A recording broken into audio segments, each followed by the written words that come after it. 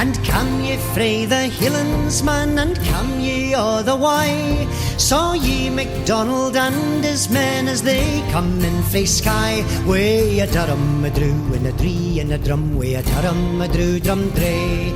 And come ye near and near enough, did ye their numbers see? Come tell to me, John Hielan, man, what micht their numbers be? Way a Durham, a drew, and a dree, and a drum. Way a Durham, a drew, drum dray. It's I come in by the Gary land and doon by Netherhaw, and I saw MacDonald. Hi guys, what's going on, and welcome back to another video on Conqueror's Blade. So, the Claymores. Been a bit of an interesting one, and by that I mean challenging. They're certainly not the easiest unit to kind of figure out how to play, and yeah, I found them pretty difficult to get the hang of them. Been dying an awful lot with them, particularly at the start, really struggled to get the hang of them. And I'm kind of at the point now where they're still not great, but at least I feel like I've got them to a usable state now. I think I understand a little bit better how they work, how to use them into combat, and I'm looking for specific fights which I think I can win. And they actually, at least as one constellation, do perform fairly well against Axe Raiders. So let's talk a little bit about them. They're a 20 stack unit, equipped with Claymores, sort of an AoE weapon, so in that sense it's a little bit like a Silidar or I suppose a Badow with Carnage, in the sense that it'll hit multiple units at once. They do have a lot of hit points, 14,300, and they just do slashing damage, but their damage potential is actually reasonably nice. But they obviously don't have a shield, and their base defensive stats are really quite low, so they go down faster range. Once they get caught out of position, they die pretty quickly. But they do have a pretty interesting set of abilities. They have a charge. It's pretty much a basic charge.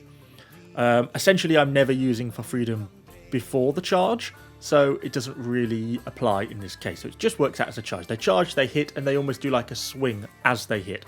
It's a reasonable charge. No complaints there. They then have a Claymore Strike. Now, essentially, this is a bit like a Selidar's one ability. It's a swing, it's an AoE swing. But if you can combine it with For Freedom, they do get a knockback. And then we get the most sort of complicated of their abilities, which is their For Freedom. In essence, when you press For Freedom, for 15 seconds, and only 15 seconds, you're going to be getting increased damage reduction, so the unit becomes increasingly tanky, and increased maximum health. So it basically makes the unit go a little bit into like a berserker mode. They get more health, which effectively acts as a bit of a self-heal in a sense. Increased damage and damage reduction, so it makes them quite a strong unit. But the key point here is it's for 15 seconds. At the end of that 15 seconds, it basically goes completely the other way. And then for 10 seconds, they do less damage, they move unbelievably slowly. I mean, like, you know, a snail will go quicker than this unit. And they take increased damage. So if you've not won your fight by the end of that 15 seconds, this For Freedom becomes a massive debuff. So you've got to be really careful about it. Currently, I'm finding I tend to charge in, land the charge, activate For Freedom, give it a couple of seconds, then I go for my AoE Claymore Strike. And that seems to apply a reasonable amount of damage. And once you've landed, because you tend to cause a little bit of knockback with the charge anyway, you seem to be able to activate For Freedom without taking too much damage, and then once it's activated, the damage reduction makes them really a very hard unit to kill for that 15 seconds, and then you get the AoE just to increase the damage. I've combined this in with the bottom line, which basically makes them a slightly more tanky unit. They're not quite as fragile, and particularly for this extra health increase when you're activating your For Freedom, makes them quite nice, and I think this is probably the way to go. The top line is basically slightly increased damage. Doctrine-wise, unfortunately, because they're classed as a special melee infantry, you can't use swordsman doctrines on them, which is a shame. That would have been a nice little buff that they could have done with. I've thrown a life doctrine on them, reasonable, rare quality slashing damage, just to try and boost their damage that little bit more, slashing armor penetration. The Claymore Strike damage doctrine from the missions, I mean, whether it's really worth putting on for 5%, arguably not. Maybe I'll be better off just sticking with the piercing defense, bit of a toss-up, and of course a breakthrough doctrine for that little bit of extra damage. I haven't actually bothered putting on the cooldown because it's only 2 seconds, Not going to make much of an impact on For Freedom because the cooldown's so long. I suppose it does bring the charge off cooldown, but realistically, considering you're stuck on this 15-second up, 10-second downtime cycle on For Freedom, then it doesn't really seem to be of any benefit having a slightly shorter charge cooldown. Or at least that's been my experience so far.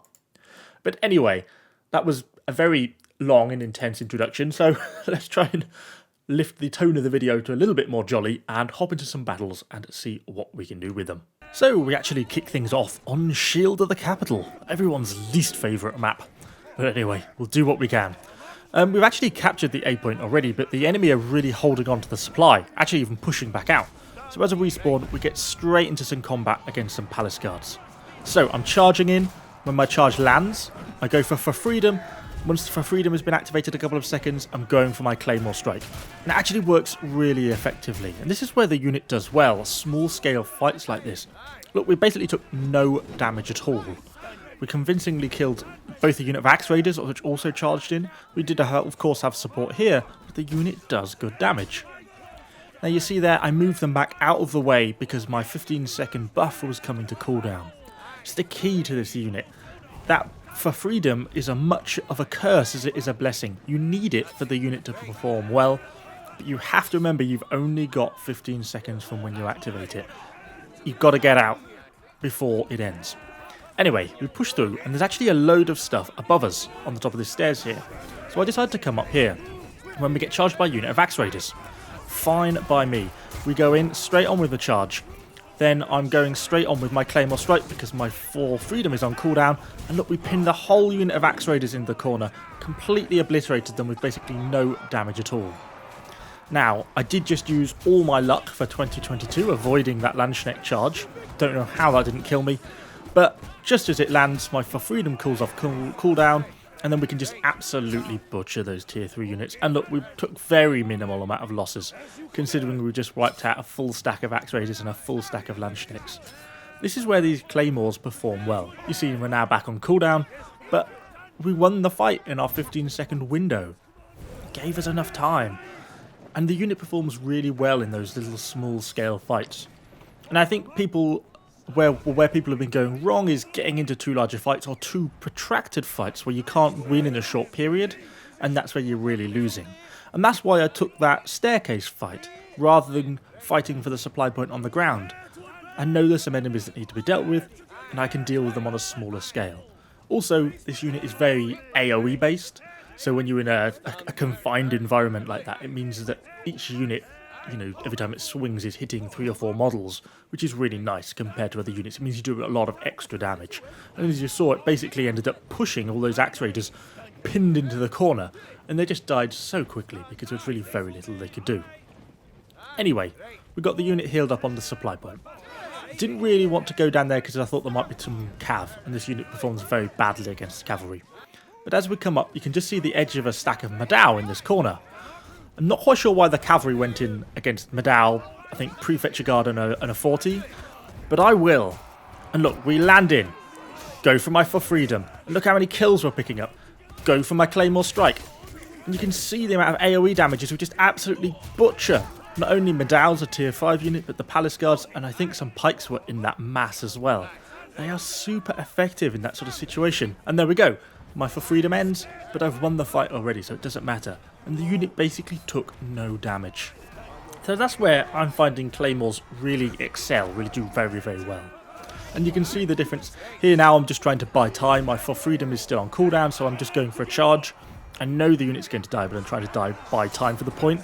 Look how quickly they die now without the For Freedom. Their health just absolutely plummets super, super quickly. Unfortunately, the enemy does get enough back on the point to stop us winning this little battle here, but we do actually come back, thankfully, to go on to win the game. But yeah, that really highlights how important For Freedom is to the Claymores, and how effective the Claymores can actually be. It's just that when you get into prolonged fights or when you're stuck on cooldown, that's when the unit starts to struggle. So on to the next match on Harbour City, and I'm trying to keep these fights short with these Claymores, that's the key. We come around the corner, I go for the charge straight into the side. We do unfortunately get slightly interrupted by this pike, but a lot of the unit still gets in. I go on with my For Freedom, which keeps the unit sort of up, and then we can do Claymore strike into the side of those grey hairs and that's really quite effective. That pike was a real pain, but it means, look, we can sort of hit, and we're hitting with AoE every time. So it's really doing a really good chunk of damage. We cut through that unit really quite effectively. I managed to sort of get the unit pulled out, which we do as we're on sort of cooldown, as the For Freedom goes to cooldown. But because the fight's still ongoing, I didn't feel like I'd really wait for the For Freedom to come off cooldown to use it again. So we have to charge in without it, and that's where we're really starting to struggle. And that's again the problem. We're now into a prolonged fight, right? Nearly got flattened by those grey hairs, just missed them. But really, I don't want the unit to be here. This is not where the unit is performing well. A long fight, the unit's sort of working slowly, it's not hitting properly, it's not got the For Freedom up to give them that damage reduction. Stuck with everything on cooldown, and that's really where the unit starts to fall down, and that's kind of what we see here. You know, we beat those grey hairs and those 40s really quite convincingly, and yet we end up losing against a unit of men-at-arms. And that's why I think people are struggling with this unit, because it's so situational. About picking the right fight becomes absolutely key. So back to a second match on Shield of the Capital. Nice unit of Palace Guards, normally quite a challenging unit to deal with. We land, we get For Freedom on, and we start cutting through the unit really effectively. Admittedly, that Keshe card helped, but the fact we got quite a chunk of the kills shows that the unit is doing work. We get charged by the Serigs, which I'd rather weren't there. I'm a little bit concerned about the cooldown timer, but actually, realistically, we cut them down before it's too much of a problem. And we're able to get the unit out without any losses at all, despite having just fought Serig charge and a unit of Palace Guards. And that's where these Claymores just do really well, those small little fights. I guess I keep saying the same thing over and over again, but I'm just trying to emphasise the point that it's short fights where this unit does really well. And then they cut through those axe raiders without any problem. And I'm now looking for my sort of next opportunity. Where am I going to go to next? Thought there might be something else around that corner, but there wasn't really. Come round onto the main point, and there's a unit of condos coming up. Okay, prime unit, I'll go for that. Fortunately, a bit unlucky with that trebuchet landing right there, which does do some damage, but the unit is still fightable. We land, my For Freedom just comes off cooldown, we get that activated, and you see we cut through the condos pretty convincingly, picking up quite a few of the kills there. Unfortunately though, we then get hit by a Keshe charge. I managed to sort of slightly contain the Keshigs in this corner for a little while, but unfortunately as my Bector Corbin ends, they're then all just a slightly pissed off unit of Keshigs, and they'll just come absolutely flatten me. But hopefully that gives you a bit of an idea of how I've been getting on with the Claymores. They're not the greatest unit in the game, but they're certainly not as bad as some people are making them out to be. They just have a fairly unique playstyle, and you have to be very selective about the sort of fights you're taking. Anyway, hopefully you enjoyed the video. Do let me know what you think in the comments down below, and of course subscribe to the channel for lots more Conqueror's Blade content. Thanks for watching guys, and I'll see you all on the next one.